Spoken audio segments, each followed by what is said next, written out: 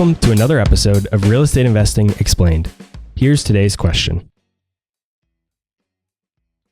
So on the topic of finding apartment buildings that you're adding to your personal portfolio, what exactly are you looking for in a potential property?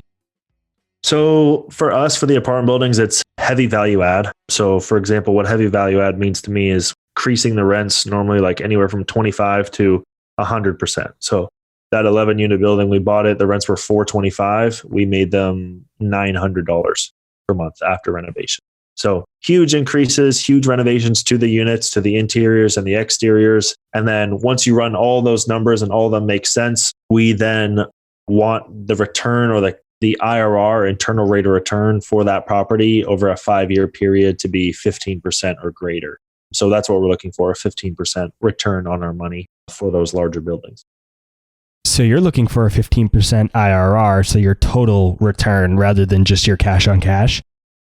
So that includes the cash on cash plus a sale. So it's like buying the property, year 1 doing renovation, year 2 stabilized cash flow, year 3 stabilized cash flow, year 4 stabilized cash flow, year 5 stabilized cash flow plus a sale. And then taking that profit and getting that profit. So that over the 5-year period, I'm looking for 15% IRR.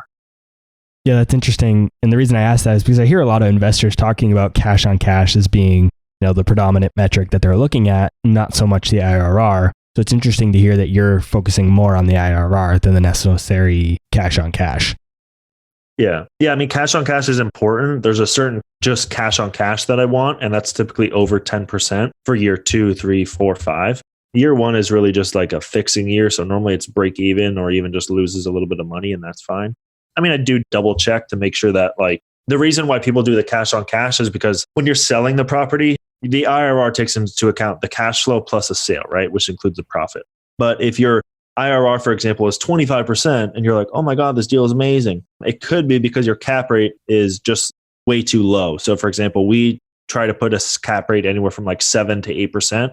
Some people accidentally or mistakenly put in a 4 or 5% cap rate, which will make their IRR go from 15 to 30 or 25, right? And then their cash flow in year 2, 3, 4, and 5, just on the cash flow is 4 or 5%. And so they're barely making any money. They're banking all their chips on selling that property for a 4 or 5% cap rate. And yeah, that's risky business. So I do a double check and make sure that the cap rate on the sale is very reasonable. And normally it's for what we go into the property at. So if we're going in buying it at a 6 or 7, then I'm going to go in and sell it and refinance it for a 7 or 8% cap rate later. That's all for this episode of Real Estate Investing Explained. Be sure to follow me on Instagram, Twitter, and Facebook, or subscribe to our YouTube channel to get even more free content.